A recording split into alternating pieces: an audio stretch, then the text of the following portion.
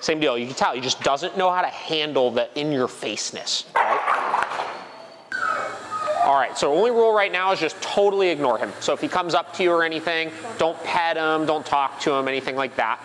So this is where you get into, obviously, successful ways to introduce dogs.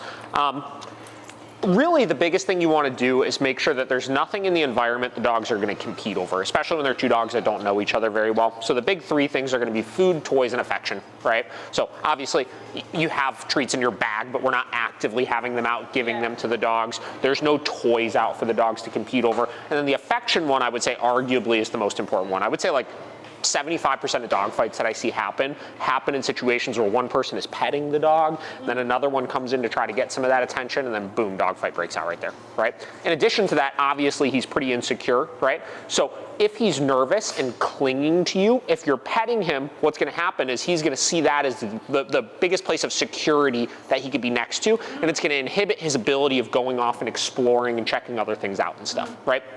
So in a second here, I'm gonna let another dog out. We're gonna kind of see what we get. He's got a muzzle on, obviously, so if something happens, we'll grab him, we'll stop him. Don't worry too much if he messes with it a whole lot right now.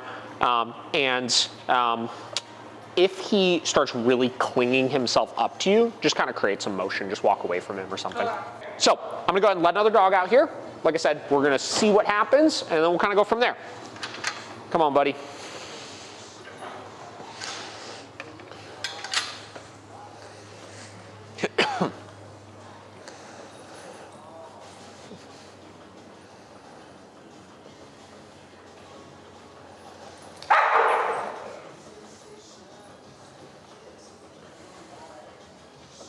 Have you ever socialized him with a muzzle before? No. Oh, you haven't? Okay. So here are the benefits of the muzzle, right? The benefits of the muzzle are it allows us to see what the behavior turns into, right? So that, for example, loud, scary, right? If he didn't have a muzzle on, we'd be like, oh my God, we gotta stop it, right? Because we don't want anybody to get hurt, obviously. And it's so easy, like even there, if he wasn't trying to actively bite the other dog, if his mouth was open and he moved it really quick, it could still do damage, right? But it didn't escalate into anything past that. It was just a behavior that he exhibited because he was fearful of another dog being in his space. Yeah. And right now, he doesn't know how to appropriately communicate those boundaries to get the dogs to back down, right? I would say setting boundaries is very normal. It's super okay, but we want the dogs to learn they could do it with a little bit less intensity. So I view socialization on a spectrum, right? It's not like there's aggressive behaviors and there's social behaviors. There's just behaviors, right? And play is one really far end of the spectrum where they're interacting, they're communicating with each other, they're setting boundaries, they're competing, right? And aggression on the other side is also just communication, right? So as he learns that he could communicate, he could sniff, he's not gonna get in trouble for every behavior he does. We're not gonna remove him when we see those types of things happen. What's gonna happen is it's gonna open up opportunities for curiosity, like we just saw right there where he went back to go sniff him, and he's gonna learn that he can take it down a couple of notches, and if he gets insecure, you could still set a boundary, just a little bit less intense of one, right? Now that we saw right there, is that kind of what you've seen in the past? Look away? No, just the behavior when you kind of snapped at him right there. Just like snaps. Does it generally look more intense than that, or about the same, would you say, or? Probably more intense. More, okay. We'll just let him hang out for a minute here, obviously, and then we'll kind of let another dog out, see what we get.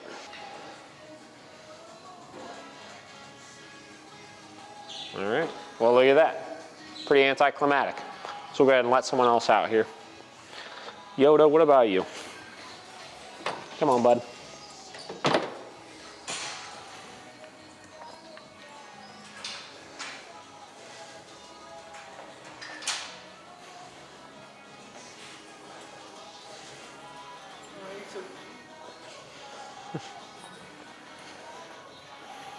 You can tell he's just really nervous, right? Even right there, he's like, the dog was walking near him, he's like, ugh. Yeah, he's curious, right? This is good.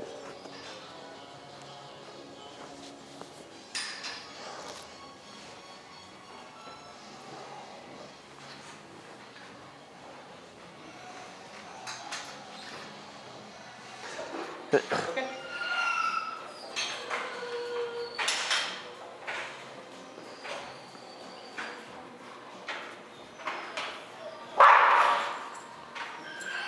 I don't need it.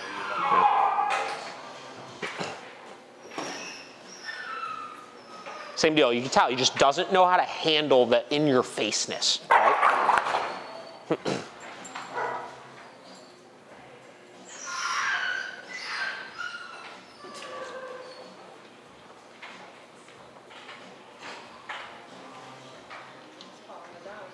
Yeah. Said maybe you'll help me.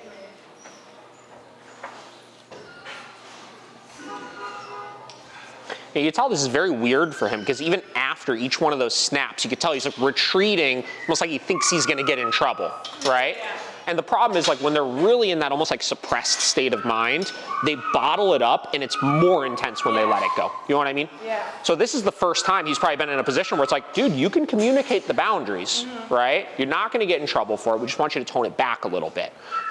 So that's kind of a big, you can tell it's almost like a shock to him. He's like, what is happening right now, right? The other thing is you can tell the dogs are respecting the boundaries he's setting, which is good. That's a skill we want dogs to learn ultimately, right? So as he realizes he could set those boundaries and the dogs will respect those boundaries, a lot of people would think it's gonna reinforce the bad behavior, but in actuality what happens is it helps him feel more relaxed in the social, knowing he has some degree of control, which is what will help make those less intense, right? And the big key is, like you said, you just have to have good dogs to do it with. Yeah. You know what I mean? We're very particular about when we're socializing a dog, what dogs we'll put them with, especially when we have a dog like him who might have potential issues. We need really sound, stable dogs that are gonna be respectful, right? But are also gonna know where to put a little bit of pressure on where they need to, you know? So I usually, you know, you have access to a lot of dogs, obviously, but unfortunately you can't just be like putting all of your clients' dogs in with them and stuff like that, right? So you just have to have a couple dogs you know and trust you could start exposing them to in this kind of way. So I'm gonna have you guys actually come walk out here.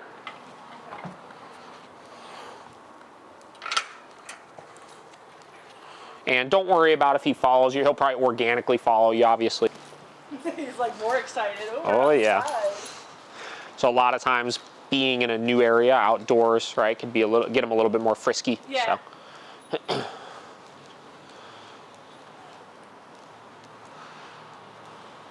He's like, I want to play. Yeah. And that's kind of what I mean about dogs that are good at kind of little by little pushing them out of their comfort zone. Because we want them to like leave them alone and let them feel comfortable, but we also want them to just push them just a little bit. You know what I mean?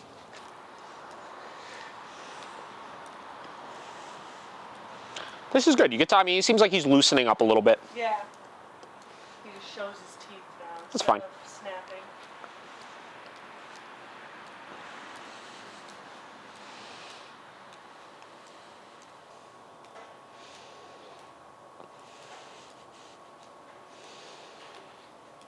Give me a couple more minutes, bud.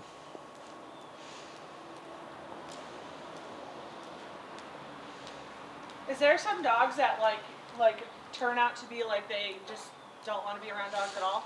Or most of the time they do, it's just... It depends. You know what I mean? Like there's definitely dogs that are less interested in being around other dogs. You know, that if you just never put them with dogs ever again in their life, like they're like, that's fine.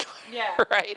I think that most dogs can at least overcome the complete fear of being around other dogs. You know what I mean? Yeah.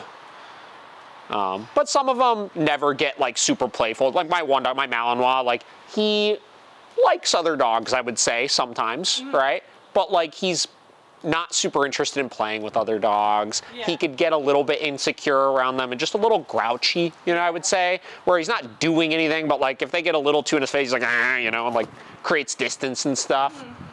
And that's fine, right? A lot of people want, like a lot of people will bring a dog like this in and they'll want this dog to become just like the absolute most social butterfly on the face of the planet. With that, I always say is like, with some dogs, just unrealistic, right?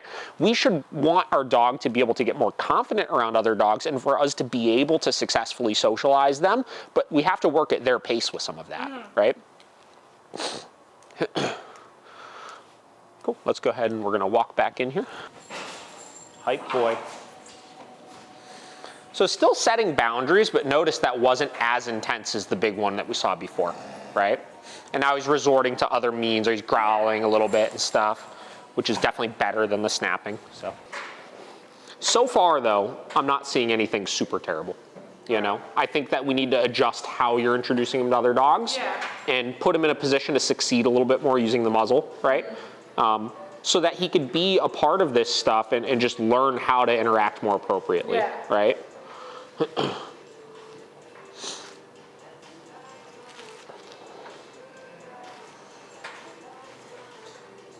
because when he used to play, like, he used to be like, always like small male dogs to get frisky with. Yeah, yeah.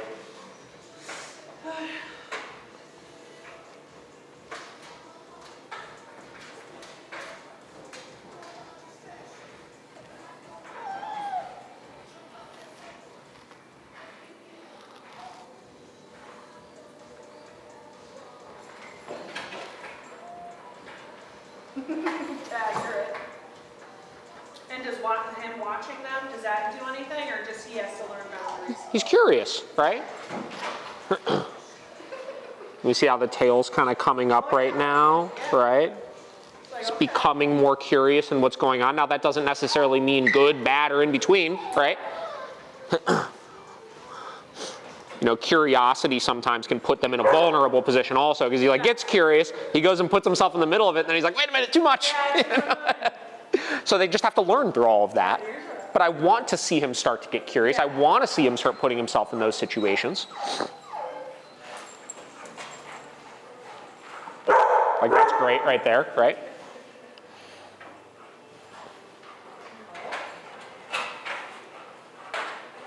They just don't, a lot of times they just don't know what to do. You know what I mean? And then it's like the one time he got uncomfortable and kind of went off at another dog, it was like a big production, right? Like it was like, oh my God, we gotta remove him. And then after that, a lot of times after you have the first big incident, we start changing everything we're doing about how we're socializing them in fear of that happening again, which is a completely normal response. But it's like we change all the things we were doing before that were causing him to be successful, right? So the way we change it generally makes it just go worse. And then he senses that we're all freaked out and stuff because we're acting weird, right?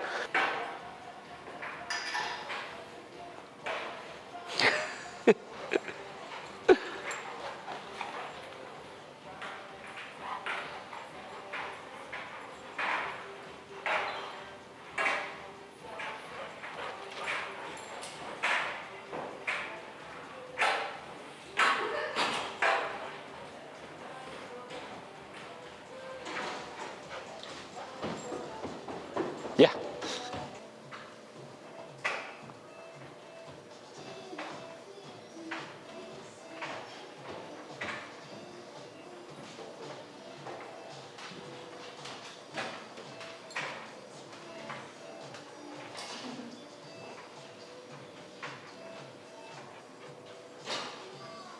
I remember I called a trainer once, like, you know, because trying to figure it out or whatever, and she's like, doesn't even meet with me. She's like, I just guessed his breed, black and white. I thought he was like a border collie or something.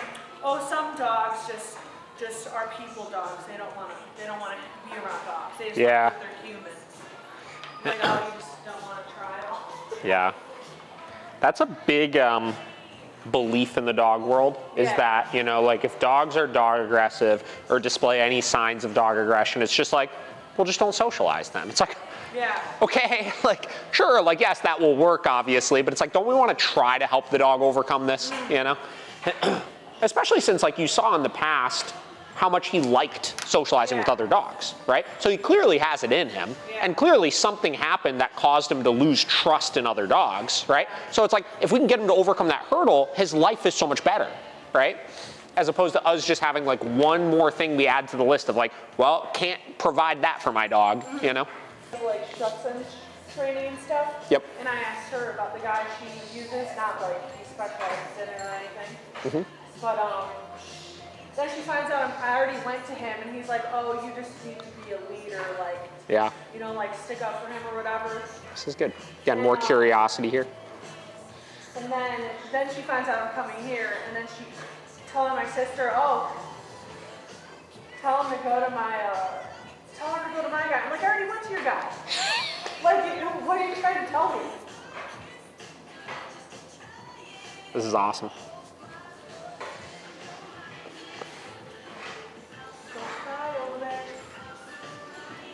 And again, this is by no means like very well in a minute here he could realize, wait a minute, I don't like this, right? And start snapping again. But you see how he's starting to come out of his shell a little bit. Not just frozen in one Yes, spot. exactly. Yeah, this is great. This is a very good start. You're wilding out, bud.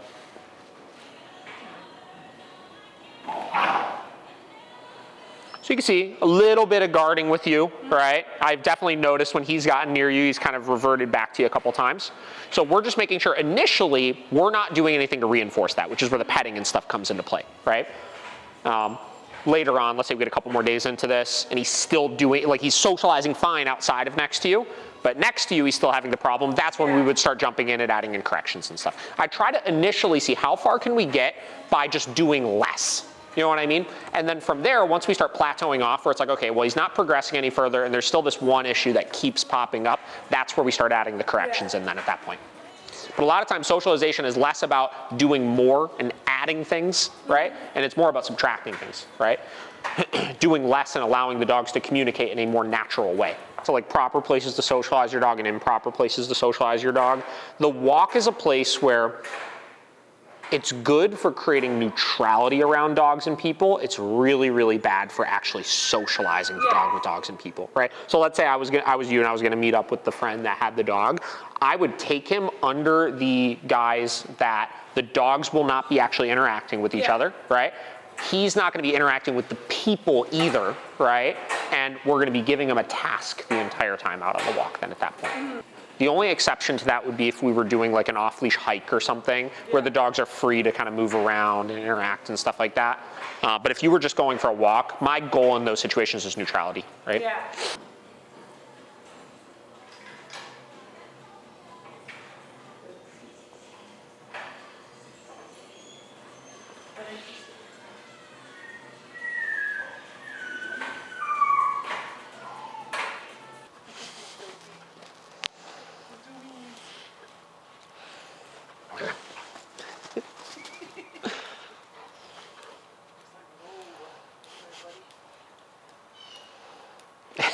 Come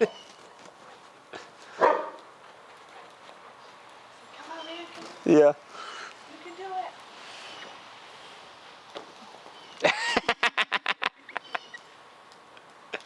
You do a little whine here. Yeah. Oh. And even try your hardest to avoid those like things like that, right? Yeah. For as minor as it seems, it's really important to just because even that right there, he could perceive as like you're interacting with me, which would just get him glued up to you, right? But yes, he looked curious. That's good.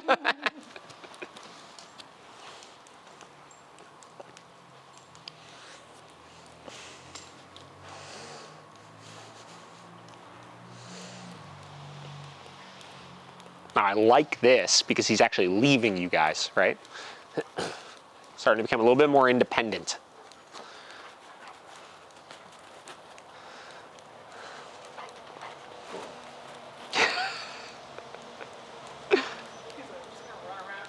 So funny, yeah.